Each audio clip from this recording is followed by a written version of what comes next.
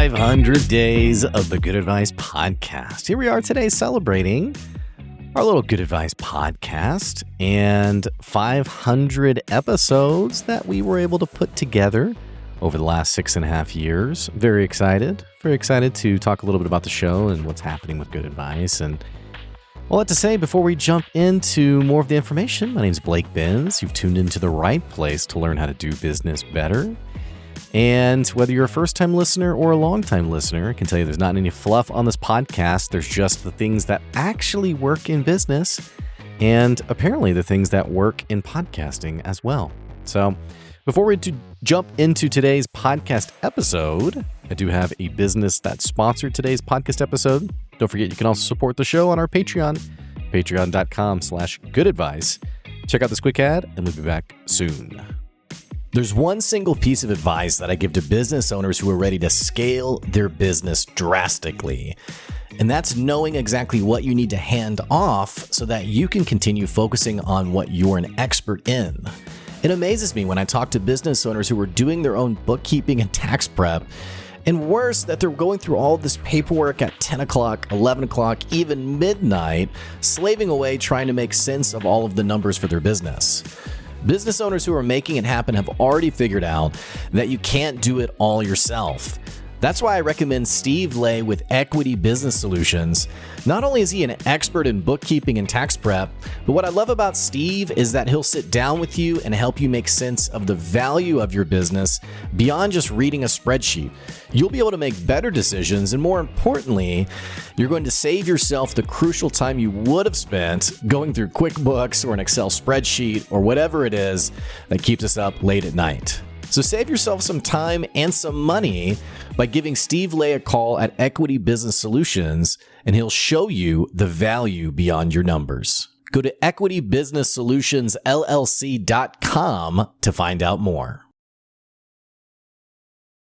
So here we are, 6.5 years later, about almost 7 years actually. First podcast was on October 1st.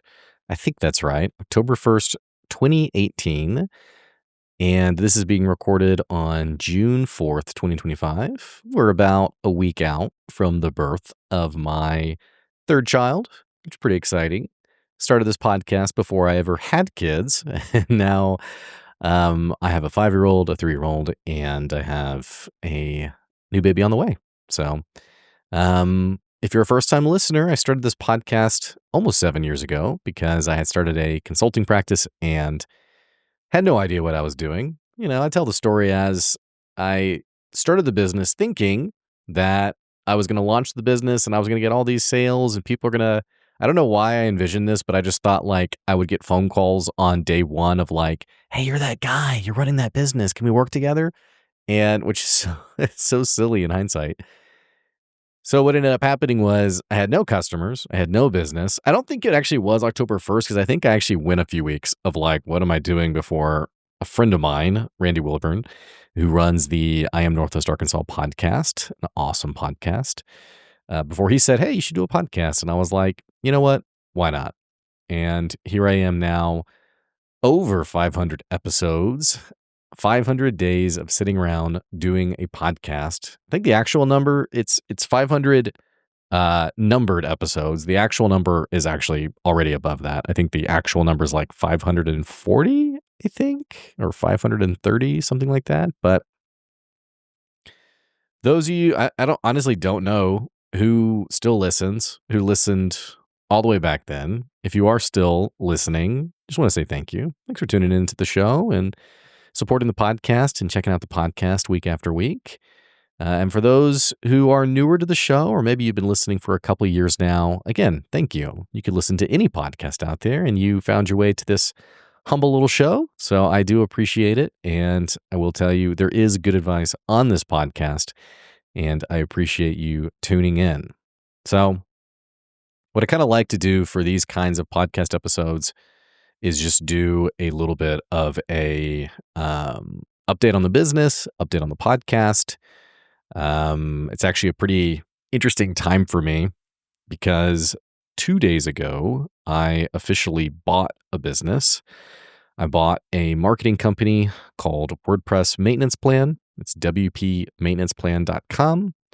It is a business that does plugin and hosting and uptime and small revisions, just keeping a website up to date for all websites that are on a WordPress website. So I bought that company a couple days ago. Got a great book of business. I'm really excited about it. It blends really well with this marketing offer that we've developed with Good Advice. And talking more about just the journey with Good Advice, I'll just be really candid and transparent as to what the last 7 years have been like, what's kind of brought me here today. And hopefully there's some insights for you as well as a business owner. And as you think about your brand and what you have going next, I think this story is going to give you a little bit of some insight behind the curtain and help you kind of figure out, what's the best next path for you and your brand. So like I mentioned, I started the business back in 2018. I didn't make any money that year. Did a lot of free advice. I don't know if it was always good advice, but I did a lot of free advice. I've talked over the years on the show about, having the right kind of customer. I can speak pretty candidly and confidently today about being in a good sales conversation and having the right buyer and having the right customer. This was not the case 8 years ago, though. 8 years ago, I didn't know at all what I was doing. I thought I was good at sales. I was not good at sales. I distinctly remember, I think my original, oh man, I'm just like, now I'm thinking back to it. I think I did like a webinar in those early days. I don't know if webinars are still a thing, but like this was a season when like everyone was doing a webinar. It was like, come to my webinar. And I think my webinar was called Why I Quit My Dream Job and Why You Can Too, or something like that. Because I was working for this really awesome consulting company called Soderquist Leadership. I think now it's, I don't need to say I think, I know it is. It's called Milestone Leadership now. And it really was a dream job. I loved that place, loved working there. I had just a great experience there. And so I had this webinar that was like, why I quit my dream job. And it was about like entrepreneurship and, starting a business. And there was very much like this, funny enough, I mean, the webinar worked. I mean, I did have inquiries and leads and, I had people from all over the country who were like, hey, I could use some help for my new business. And I remember I was talking to a guy who was he was running like a bike shop and he was trying to sell like these random knickknacks in the shop. And to think about like going to a bike shop and it's not just like bike equipment, but also like a tackle box or like different hobby things. And, he's asking me like, what do you think about this? Or how should I sell this? Or how should I price it? And I'm thinking, I don't know. I don't know. I mean, why are you selling these things? I don't know. So I didn't make any money that first year. It was a tough year. Second year was pretty good. COVID hit, which was not great. Had a kid.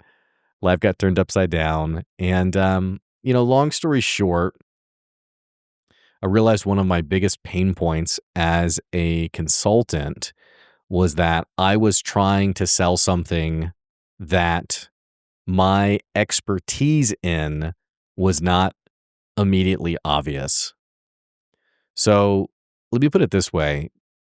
If you call an electrician and someone shows up in a branded truck, they have a tool belt with all of their different things, they have a truck bed with all the things that they could need. Or actually, here's a better example. My brother-in-law runs Olathe Lock and Key in Olathe, Kansas. And he has his van. And when you open the back of the van, he's got a workbench. He's got, keys everywhere. He's got all these different kinds of tools so that he can, cut a key right there at a house or wherever he's at. He's got all the stuff. So when that pulls up, the expertise is really obvious. You see that and you think, oh yeah, this person is a locksmith. Well, for me, I hated social media. I had sworn it off. I didn't really use it. I didn't have, millions of dollars. I had never built a business before. So I found myself in a very difficult uphill climb that I wish I had been much more honest with myself about. Now, in hindsight, I had worked at this consulting company. I had done pretty well there. And certainly that consulting company was all about leadership consulting and working with, the CPG world. And there probably in hindsight was a direction there for me to continue to do that kind of thing. And it probably would have been fine and it probably would have been profitable. And I probably could have leveraged my experience there to grow that practice. Instead, I really didn't enjoy doing like the large team building style events. I wanted to do something different. I loved business. I actually started in college as a business major, and then I was a marketing major. And then I got talked out of doing marketing by my college advisor, who was like, "You're never going to find a job." This was back in like 2006, this is even before the financial crisis, the housing crisis. But I remember she was like, "You're not going to find a job. There's nothing special about it. You shouldn't do it." And I ended up switching to a biology degree, which, funny enough, I love business, I love marketing, and I do wonder what my pathway would have been like if I had just stuck with that. And what just an odd thing for a college advisor to tell a college student of, there's no pathway there. I mean, University of Arkansas, which is the university here, it's one of the top business schools in the country. So you have to wonder, why did this get said? Like, why did this get said? And you know what? Maybe she just knew something about me. Maybe she knew something about. It's like when it reminds me of when I was a teacher. So eventually I did become a high school teacher, and I had this student who this dude was so lazy. He was just lazy. He just I had seen him play basketball. He just wasn't good at basketball. He never really practiced. And he there was a day where he was like, "Mr. Benz, when I graduate from your class, I'm going to go on and play for the NBA." And I go, "Dre, no, you're not. That's not going to happen." And I wasn't being mean, we were kind of just joking back and forth. And he goes, "You're supposed to tell me I can accomplish anything." And I was like, "Yeah. And you almost can. Just that is not going to happen." I maybe this advisor just knew some things about me and was like, "This guy, I don't know. I don't know about him. I don't know if you should do that. Let's get you somewhere else." So who knows? Maybe that's what was going on.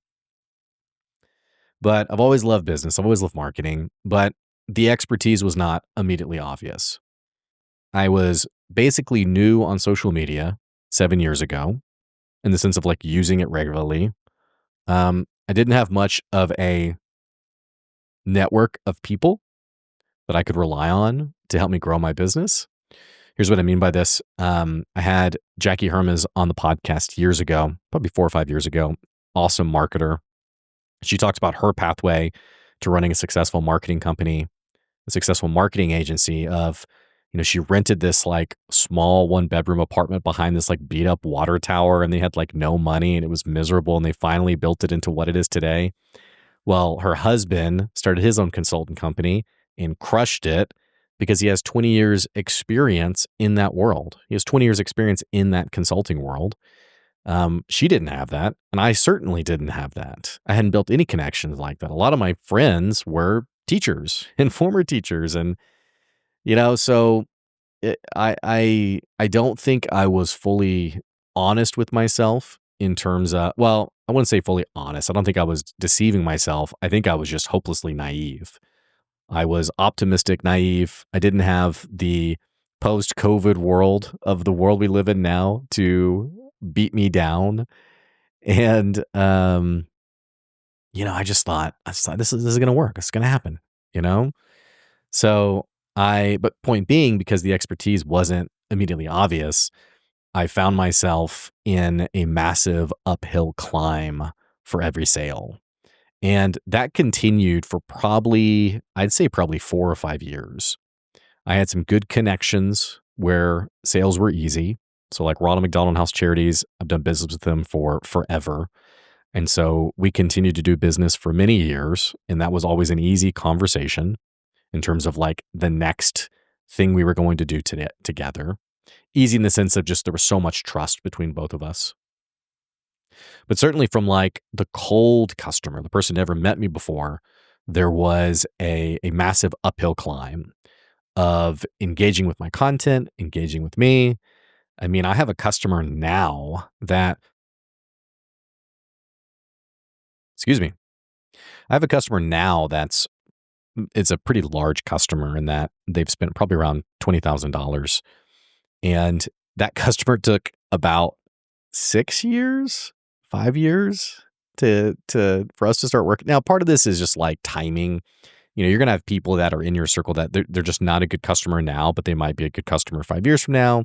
They may not need what you have today, but they will need it down the road, yada, yada, yada. You get the point. So a lot of it is timing, but I do also believe that, that's that customer is a great illustration of many long time periods of building relationships and not having very much money and borrowing money from friends and, just trying to make it where I had to really figure out what this thing was. So part of that also brings me to, the podcast beginning to sell ads on it. And that's always done really well. Doing the podcast production, which has always done really well. But getting to the point today of like, there needs to be a faster route to sales with the business. Now, having said that, there are some elements of the business where, it's it's funny today how much more like the point of trust that I start with a potential sale. Whereas 5 or 6 years from now, it was like, who are you? What do you do? It's much more common today for someone to reach out and maybe they're a listener of the show, maybe they've seen social media content, what have you. And it's much more common today for someone to reach out and say, hey, I need help with my business. And those conversations are often more about price and the price point around the service and making sure that's a good fit than those early days of, I remember I had a conversation with a guy in those early days where it was a sales conversation and he said no, basically said no. And I said, well, is it no because of the price point or is it no because of me? And in a kinder way, he basically said, it's you. I have no idea who you are if you can really do this stuff that I'm asking for. So nowadays, it's much more around price where, we get in a conversation and I say from the get-go, this is the price point. Does that fit your budget? And it's either yes, it does, or you know what? No, it doesn't really fit the budget. Which I think is common for a lot of us, by the way. As we grow a brand, as we grow a business, there's always going to be people who just aren't the right fit financially. It's not good, bad, or anything. It just is what it is, right? So all that to say, though, I've been very keen and interested on pathways to grow revenue that in some ways sort of I won't say unlink my consulting business, but is less reliant on the high ticket sale. And it's less reliant on all of the expertise building. And the way I've described this to a friend of mine is that through good advice, when I make a sale, there is so much buying friction, and it is absolutely an uphill climb to the point of sale. And for those of you who've known me for a long time, you know that I'm very honest and very transparent, and there's no manipulation. And I've talked sales strategies and sales tactics on the podcast quite a bit. And there's never any kind of like manipulative tactics or, gaslighting or pressuring or urgency, or if you don't buy today, you're going to lose your chance on, none of that ever happens. And by the way, I don't think any of that ever makes a good customer. If you've ever been curious about kind of my approach to sales, there's plenty of episodes, even the last 50 episodes where I talk about that kind of stuff that you could check out. But in the sense of sales resistance, I can feel it. There is a massive sales, it's like pushing a boulder up a hill in that it's a high price point. It is a big time commitment in the sense of, when you hire a consultant, you don't want to just see them once a year. I mean, there's a cadence to it and a level of connecting with that person. And also the sales resistance of like, I don't know if I really want you to know my business. Like when I work with a customer, we're talking revenue, we're talking profits. Hey, let's look at your customers. Let's look at, who's your most profitable customer. And let's talk about that customer. Why is that customer so good for you? What is it about them that made it click so well? And what's your best referral source? Let's talk that through. Hey, talk to me about how you sell what you sell. Let's look at your products and services. Hey, which one's actually making you money? Hey, which one doesn't make you money? And which one doesn't make you money that you're actually spending time on? Like these are all conversations and questions that happen. And I remember I had a customer, oh man, I had a customer around somewhere like in year 2 or year 3 where they didn't want to share any of their customer information. They didn't want to share average purchase amount or about how much profit they're making on each cut. Like it was so I want you in the house, but I don't want you to see how the food gets made in the kitchen, but I want you to be at the dinner table and critique the food, I guess. And it was like, well, I mean, there's such little that I can do if I can't see the full picture. So, as you're listening to that, you might think, well, it's so obvious. Like, why would you have doesn't make any sense at all. Why would you have a customer like that? And that's just how I've had to navigate my practice over the years of just like, hey, this is what this looks like. We are going to get into revenue. We are going to get into numbers. We are going to talk about how to make you more money. It's not a mindfulness consultant. My job isn't to be your cheerleader, though I am encouraging and I am kind and I do try to encourage my customers. My job is ultimately to help you run a more profitable, sustainable business. It's not to how you feeling today. Let's talk about that. How's your quarter been? Oh, you're kind of down. Well, why? I'm not a therapist. In the sense of, and I point that out only because I've had people who've looked for that kind of service, who've wanted something like that, or they think that that is what I offer. I had a woman who she emailed me a few months ago, and her adult son was having a hard time, and she was like, "Hey, it'd be great if you could just sit down with another guy and just talk to him." And I was like, "I love that you're wanting that. It's not what I do.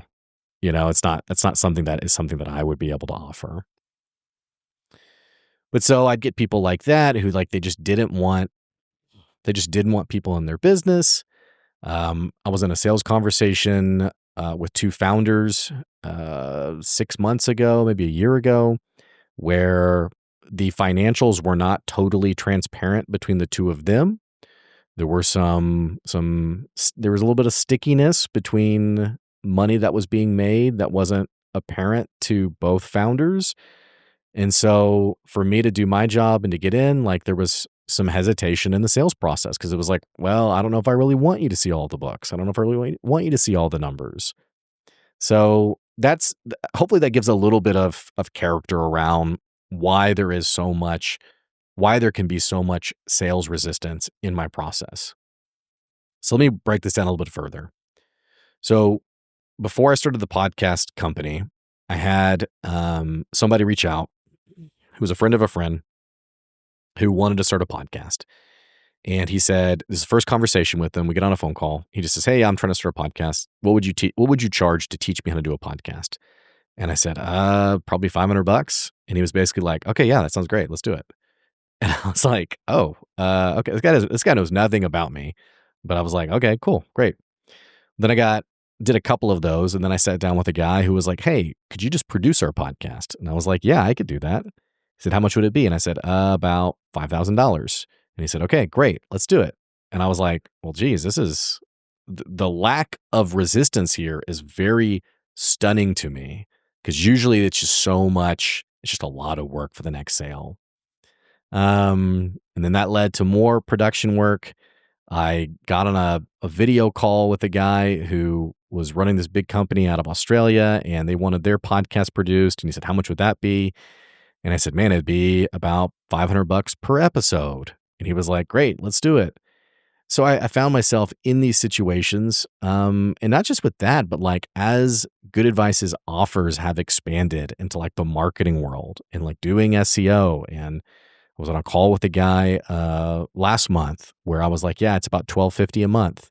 And he's like, "Okay, yeah, that's what we have money budgeted for our marketing every month." And so point that I'm getting at is the last 2 years have really opened my eyes to what I thought was now, and this isn't bad. I mean, it's made me have to get good at sales in that I would never have I would never have thought I need to improve on sales if it was not so excruciatingly difficult in those early days. But so in the last couple of years, I really have understood, okay, the issue here is I really set myself up with a service that is not easy to sell versus other things that are much more easy to sell.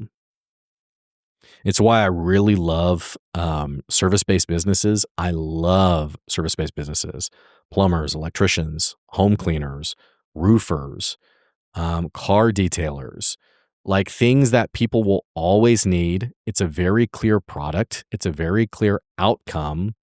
And there's just transparency around the whole thing. It's like, yeah, this is what I need. Are you the right person for? Okay, great. I want to buy that. Great, let's do it. And I realized how much pain I had put on myself in those early years of good advice where I mean, I think I made it really difficult on myself, honestly. I think I had a lot of sleepless nights that I probably wasn't going to have if I had been a little bit smarter about this. So, we started doing the podcast production stuff. We're still doing that today. It's great. I really enjoy that work.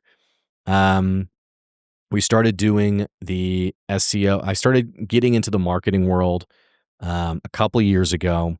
I realized that I do not like paid campaigns. I have no interest in doing paid campaigns. But long story short, had an opportunity to get a certification in SEO from SEO National, which is a SEO company that does, they're just an awesome SEO company, but they do Tony Robbins, they do the Utah Jazz, they do all sorts of like massive brands, all of their SEO strategies. And I know the owner's been on the podcast. He's a friend of mine. He's just a great guy. And he was like, "Hey, I'm doing this SEO certification. Do you want to do it?" And I was like, "Let's do it, man. I would love to." And that really gave me the teeth that I felt like I needed to be able to sell this well. And once again, in selling the SEO, the sales resistance has been it's been nothing compared to the consulting side of things. But all that to say, that got me really thinking how the brand needed to evolve, the brand needed to grow, and I really wanted there to be an actual marketing offer. I wanted there to be something like, yeah, if you want consulting, if you want like, really figuring out where does the business go, we have that. If you want us just to help you get more sales and get more leads, we can do that too. And we do that through SEO and through, all the stuff that happens with that. Um, so that's where we are today is, I bought this business on officially, I think it was like June 1st, but officially on Monday, on the 2nd. There's gonna be a whole press release on it and all that stuff. And, it's definitely like uncharted waters for me. I've never done this before. Getting the contract and talking with the guy selling it. I mean, it was very much like I was talking to my wife. I was like, "Are we ruining our life? Like, is this is not a cheap purchase. I mean, this is crazy." I mean, this is a business that, we're talking almost 100K in revenue. So, I mean, it's a nice little small marketing operation, but definitely there's, this isn't like, there's definitely some stress associated with this whole thing. So, anyway, good book of business though from that company, and I'm excited to offer that and manage that. And um, I've inherited not just the customers, but working through some of the internal people and just figuring all that out. And anyway, so point being, I'm excited for the future, and I'm excited for the future of the podcast. And the podcast has always been a pretty consistent thing. Excuse me, goodness. Podcast has always been a pretty consistent thing and something that I've enjoyed doing, and it's not going anywhere in the near future. I mean, it's grown like crazy. But yeah, so, I think the takeaway is that when I think about the past 7 years of the business, 6.5 years, having a really clear product and service, that's always a great advantage for your brand. Um, Understanding like an actual pathway to sales. That's another one that's really important that I wish I knew in hindsight. In that I kind of just thought if I existed long enough that people would start calling me more and more. And that's really not how it works. You have to show up, you have to get in front of people. You have to, I was talking to someone who was talking about getting better at cold sales and, building up to making a good cold call. And I was like, yeah, and just so you know, it's not about making a cold call per week. It's about doing, 5 a day or 10 a day and getting really confident and having a process around that. So I wish in hindsight I had been more intentional on my sales funnel and on my lead generation, and that I hadn't been so, if you build it, they will come. They'll show up, because they won't. Really, they won't. They will not show up. You have to go and meet your customers where they are and give them an opportunity to learn about you, engage with you, and ideally eventually buy from you. So again, for those of you who listen to the podcast long term, thank you. Seriously, thank you. Thank you for being a listener to the show. Thank you for supporting the podcast. Thank you for finding value in the podcast. This is, it's always been a transparent show. It's always been, kind of the way I see things, and I'm grateful that it connects with people and clicks for people. But all that to say, I'm looking forward to the future, and I appreciate you again for listening to the show. So, hey, that's today's good advice. Thanks for listening to the podcast. And that's 500 days of podcasting. I guess let's get after the next 500. See ya.